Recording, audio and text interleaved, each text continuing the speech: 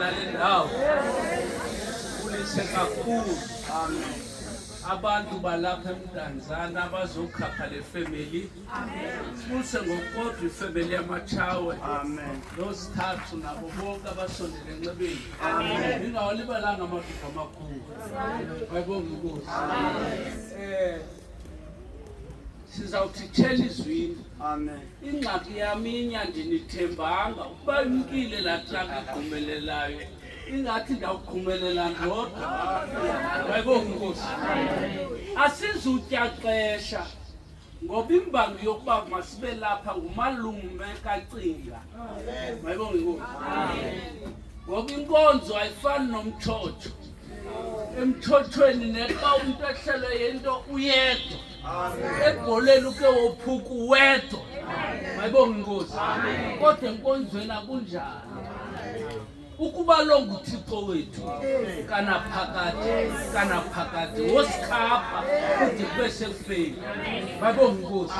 Osawuya kuMasiqabane ilizwi likaThixo salifumana kwincwadi yamaHebhere 9 sifunda u27 siyophela ku28. Nkosi yam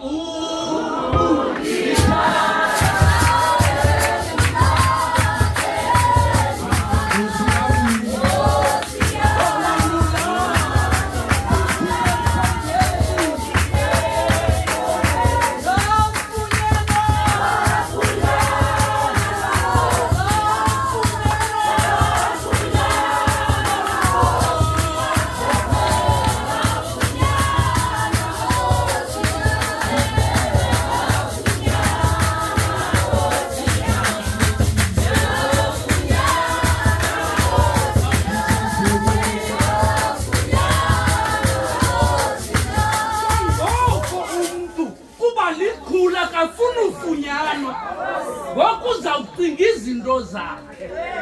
Kuqala uThixo kugqibela uThixo. Laa mini uCingane wazalwa wayekhona uThixo wasiwe enkonzweni. Le mini eleleyo kugqibela uThixo, akekho umntu kaSathane. Yiyo le nto bephazama abantu xa bayongcwaba bathe bengayicaweni. USathane akanamntu kangamdale. Ndandisesonweni ndafuna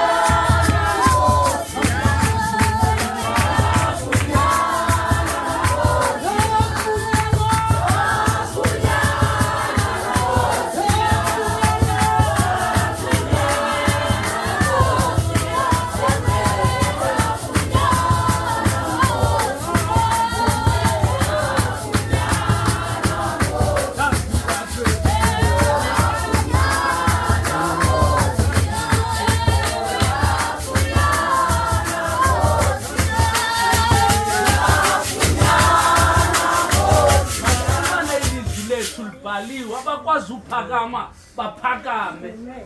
Funda ke baba. Ngokunjalo uKristu yima abakwazi uphakama baphakame. Kwawuhlala kuphela onamarhuqelo. Omtsha onje makaphakame. Funda ke baba. Ngokunjalo uKristu esondezwe kwaba kanye ukuba asithwale asisuse isono sabaninzi. Uyakuthi okwesibini ngaphandle kwesono abonakale kwabo bamlindileyo ezisa usindiso.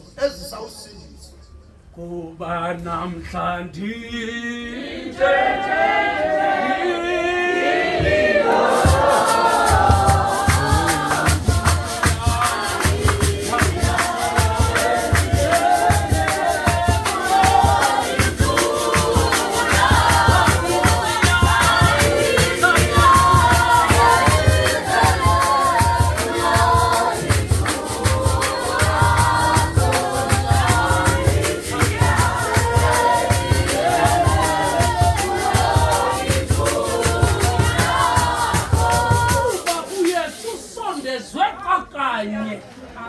only once. Ngoba xa siphila senza trial and error. Into ingalungi umane uyiphinda phinda. Kuba lo mbhalo usuka ekubeni kungcwele kangcwele kube kanye umbingelele bengena minyaka le ayokamagushela isono. Kodwa uYesu yena ungene kakade wangena umkhonto wasihlambulula isono. Athi ke ngokumbhali sichanya gushelwe esonweni ngenxa kaKristu. Mayibonge inkosi. Namhlanje sifuna ukusondeza kumuntu okwazi ukukhupha esonweni ngoba umvuzo wesono kukufa. Kodwa uthi umbhali ngoYohane inene ngithi lo uliva ilizwi lo andithumayo uphume kufeni angene ebomini. Ndinekhala kasilapha ngoba ithi incwadi unegama lobuphilile kanti ufile. Uba unaye lo Yesu ufile. Mayibonge inkosi. Namhlanje uthi ke ngokumbhali ngummisela umuntu makafe. Ukufa kubalekwa. It's a matter of uzawufanini. Mayibonge inkosi. Kodwa le ndawo namhlanje ndifuna nigodke nayo likhala lokokuba uYesu woza nalo usindiso lakhe kwabamlindileyo. uYesu akaniki tonye usindiso lakhe, unika umuntu omlindileyo. Ngamanye amazwi kufuneka kuqala usindiswe ngoba izigaba zobomi bomuntu zine. Esokuqala umuntu wadalwa athi amakhumsha yi-creation.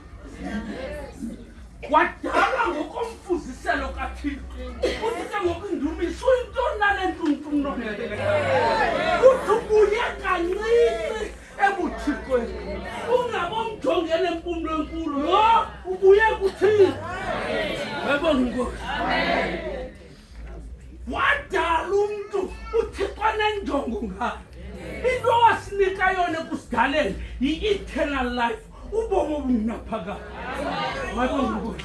Namhlanje silapha sibuhlungu kuba kwemki i-eternal life.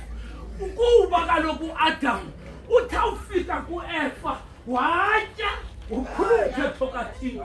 Wathi kuba utyile uyakufa. Mayibonge inkosi. Isigaba sesibini awubedaliwe seluzukweni wewa kwi-grace of God. Ngokumuntu wawa kusathe kuThixo. Wasuka uAdamu wakhutshwa emyezweni. Uthi umbhali uphuma seqwebile ubuhambaze. Kodwa uThixo